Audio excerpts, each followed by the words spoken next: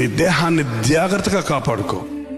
నువ్వేం వింటున్నావో, ఏం చూస్తున్నావో, ఏం మాట్లాడుతున్నావో, వీటన్నిటి విషయమే ఒకరోజు దేవుడికి లెక్క చెప్పాలి. దేవునికి లెక్క చెప్పాలి. దేవుడు ఒకడు ఉన్నాడు, నన్ను చూస్తున్నాడు. దేవుడు ఒకడు ఉన్నాడు, నేనేం విత్తుతున్నాను అది కోస్తాను. దేవుడు ఒకడు ఉన్నాడు, ఆయనకి నేను లెక్క చెప్పాలి అనే దైవ భయం లేదు. దేవుని భయం, దేవుని భయం మనం కలిగి ఉండాలి. దేవుని భయం అంటే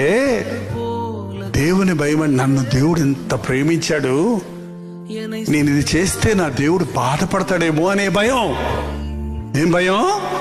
నా కోసం ప్రాణమిచ్చిన ప్రభువుని నేను దుఃఖపరిస్తే ఆయన బాధపడతాడేమో, ఆయన్ని బాధ పెట్టేవాడిని అవుతానేమోననే భయంతో మనం పాపం చేయకుండా ఉంటాం. ఆయన బాధపడతాడు, బాధ పెట్టకూడదన్న భయంతో మనం సాతానికి చోటు ఇవ్వకుండా ఉంటాం. అది దైవ భయం అంటే.